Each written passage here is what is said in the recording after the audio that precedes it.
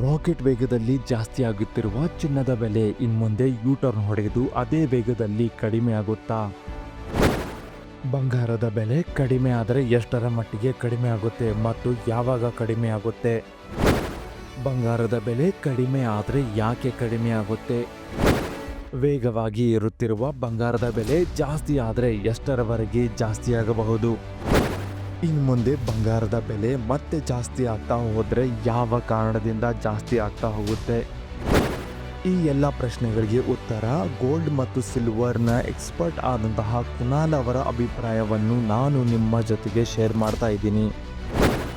Rocket ವೇಗದಲ್ಲಿ ಜಾಸ್ತಿ ಆಗುತ್ತಿರುವ ಚಿನ್ನದ ಬೆಲೆ ಇನ್ಮುಂದೆ ಯೂಟರ್ನ್ ಹೊಡೆದು ಅದೇ ವೇಗದಲ್ಲಿ ಕಡಿಮೆ ಆಗುತ್ತಾ? ಇವತ್ತಿನ ಅಮೆರಿಕನ್ ಮಾರ್ಕೆಟ್ ಸಂಪೂರ್ಣವಾಗಿ ಕುಸಿದಿದೆ. ಪ್ರತಿ ಸೋಮವಾರ ಮುಂಜಾನೆ ಬಂಗಾರದ ಬೆಲೆ ಜಾಸ್ತಿ ಆಗ್ತಾನೆ ಇದೆ. ಈಗಿನ ಪರಿಸ್ಥಿತಿ ನೋಡಿದರೆ ಬಂಗಾರ ಖರೀದಿಗೆ ಇದು ಸೂಕ್ತ ಸಮಯವಲ್ಲ. ಆದರೆ ಯಾವುದೇ ಕಾರಣವಿಲ್ಲದೆ ಬಂಗಾರ ಬೆಲೆ ಕಡಿಮೆ ಆಗಲ್ಲ. ಅಕಸ್ಮಾತ್ ಕಡಿಮೆ ಆದರೂ ಅತಿ ಕಡಿಮೆ ಪ್ರಮಾಣದಲ್ಲಿ ಆಗಬಹುದು.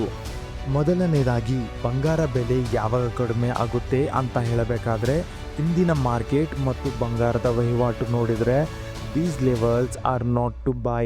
ಎರಡನೆಯದಾಗಿ ಟೈಮಿಂಗ್ಸ್ ನೋಡಿದರೆ US ಗೌರ್ಮೆಂಟ್ ಶಟ್ ಡೌನ್ ಆಗಿದೆನಾ ಅಥವಾ ಓಪನ್ ಆಗಿದೆನಾ?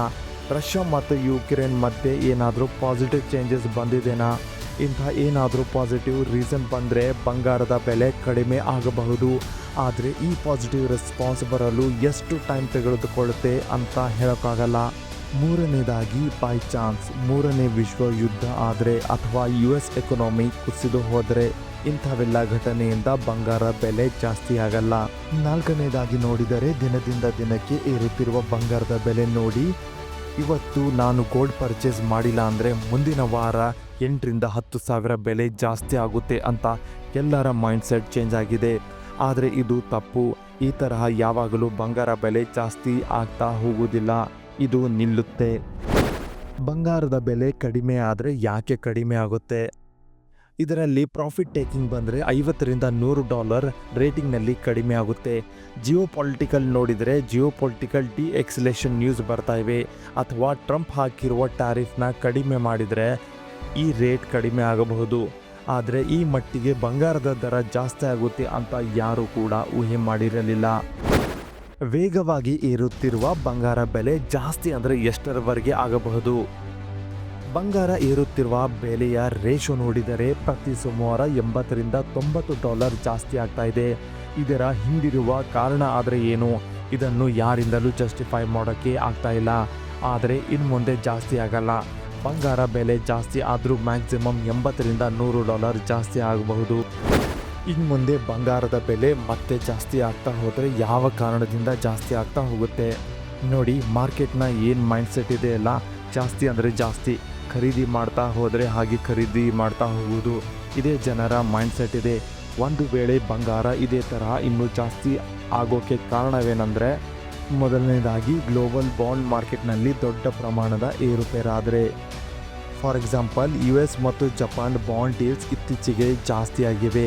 ಈ ಥರ ರೀಸನ್ ಇರಬಹುದು. ಎರಡನೇದಾಗಿ ಇಂಟರ್ ಬ್ಯಾಂಕ್ ಲ್ಯಾಂಡಿಂಗ್ ರೇಟ್ ಬಹಳ ಜಾಸ್ತಿ ಆದರೆ ಬಂಗಾರದ ದರ ಏರಲು ಅದೊಂದು ಪ್ರಮುಖ ಕಾರಣವಾಗಬಹುದು. ಮೂರನೇದಾಗಿ ನೋಡಿದರೆ ಜಿಯೋಪೊಲಿಟಿಕಲ್ನಲ್ಲಿ ಹೊಸ ಡೆವಲಪ್ಮೆಂಟ್ ಬಂದರೆ, ಅಥವಾ ನೇಟೋ ಕಂಟ್ರಿಗಳ ಮಧ್ಯೆ ಯುದ್ಧ ಪರಿಸ್ಥಿತಿ ಬಂದರೆ, ಅಥವಾ ಚೈನಾ ಮತ್ತು US ಮಧ್ಯದಲ್ಲಿ ಜಾಸ್ತಿ ಬಿರುಕು ಉಂಟಾದರೆ, ಇಂಥವೆಲ್ಲ ಲಕ್ಷಣಗಳಿಂದ ಬಂಗಾರದ ಬೆಲೆ ಕಡಿಮೆ ಆಗಲ್ಲ. ಒಟ್ಟಿನಲ್ಲಿ ಬಂಗಾರದ ಇಂದಿನ ಪರಿಸ್ಥಿತಿ ನೋಡಿದರೆ ನೀವು ಇದನ್ನು ಮಾರಿ ಪ್ರಾಫಿಟ್ ಮಾಡಿಕೊಳ್ಳಬಹುದು. ಆದರೆ ಈಗ ಬಂಗಾರದಲ್ಲಿ ಇನ್ವೆಸ್ಟ್ ಮಾಡೋದು ಸೂಕ್ತವಲ್ಲ ಎಂದು ಬಹಳಷ್ಟು ಎಕ್ಸ್ಪರ್ಟ್ಸ್ ಅಭಿಪ್ರಾಯಪಟ್ಟಿದ್ದಾರೆ.